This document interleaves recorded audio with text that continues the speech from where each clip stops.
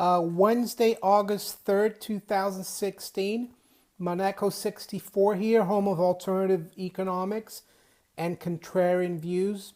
I like to mix up a little bit today, and I'm going to go to the Financial Times, which is a mainstream source of news, but sometimes we get the truth, even though it's late in the day. They come around to the contrarian view, like mine. And there's an article there, and I turn around here to face my laptop a second, and it says, "Markets beware as central banks begin to admit defeat." So it's a markets insight written by a fund manager called James de Bunsen. He's a multi-asset fund manager at Henderson Global Investors here in London. And I read a little bit about the article to you. It says, if central banks pass baton to governments to stimulate growth, then the bond rally is over. Pretty much what I've been saying this last week, that we could see the end of the bond rally, the government bond bubble. So he goes on to say, investor positioning is as extreme as it has been since the dot-com bubble. In a neat bit of symmetry, it is some of the assets that were so detested at the time that now look most overinflated. Low volatility, high quality, and defensive with a yield. Please, nothing else will do. So, and he goes on to say, while we do not think rate rises are on the agenda outside the US, we do see a realistic chance that bond yields everywhere will start to rise. This will probably be caused by the growing acknowledgement that having moved from QE to ZERP to NERP, monetary policy is now exhausted and has arguably failed in its aim of stoking nominal GDP growth. Crucially, at the same time, we expect to see a general renaissance in fiscal expansion. Well, that means deficit spending by governments, more putting, the taxpayer into more debt and try to help the economy, which is crazy as well, in my opinion, which has a better chance of achieving this elusive goal. And he goes on to say, Japan is at the forefront of this evolution. Fiscal policy was always one of Shinzo Abe's three arrows. That's the Japanese prime minister. But the noteworthy lack of meaningful action from the Bank of Japan in recent months lead us to believe that Japan's hopes are now pinned on government spending. Governor Haruhiko Kuroda, governor of the Bank of Japan, has all but passed the baton back to Prime Minister Abe, who understands that, with apologies to Chief Brody in Jaws, he's going to need a bigger bow.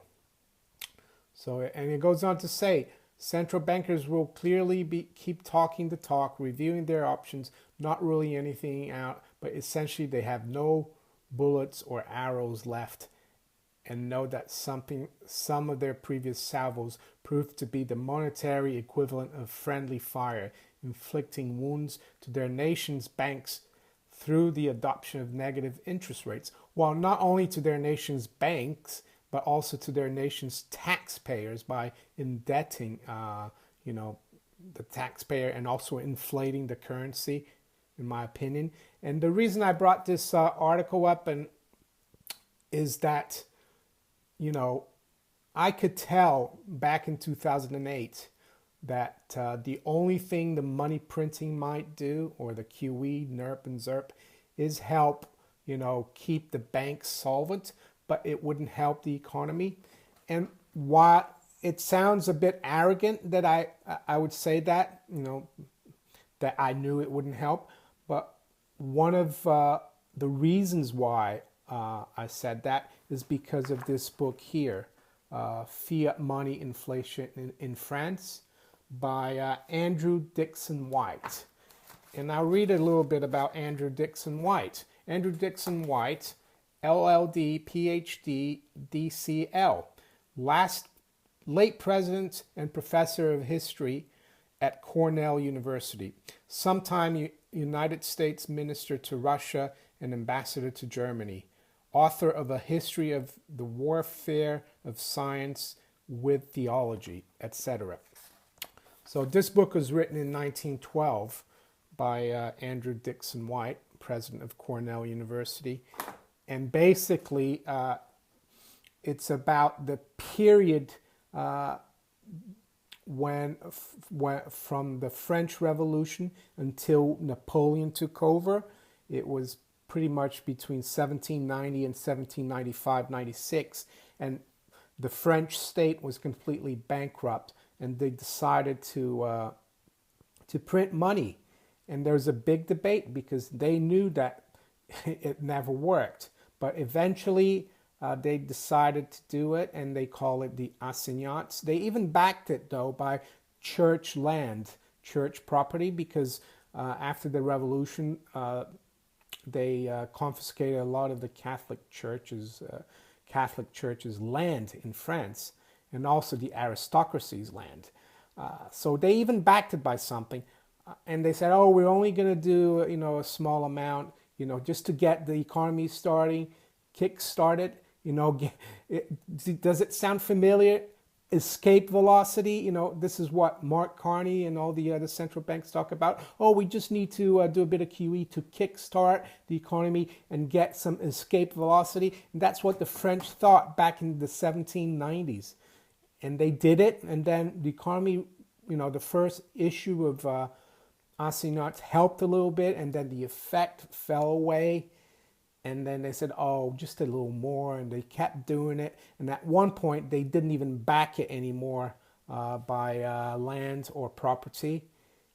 And at one point, it just snowballed because the effects were getting smaller and smaller. They didn't help the economy, didn't bring back any prosperity.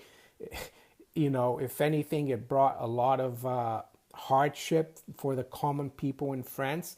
And it ended up that they burnt all the printing presses in the Place de la Concorde in Paris, And Napoleon took over a year or so later and, brought back gold, the French franc, gold-backed French franc, and that's how they solved the problem. So that's why I'm saying, I knew back in 2008 that it wouldn't work. All this monetary,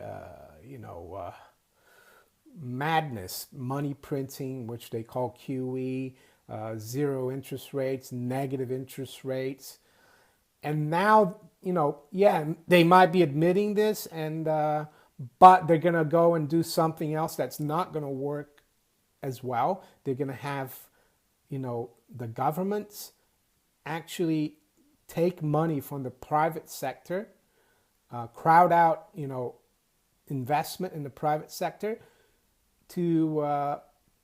and take that money and distribute it to people and businesses that they think are worth distributing. And that never works because governments don't know better than the market. They're just going to crowd out the private sector, and it's going to be even worse for the economy. So it looks like they've learned, the lesson that money printing doesn't help, but they're still,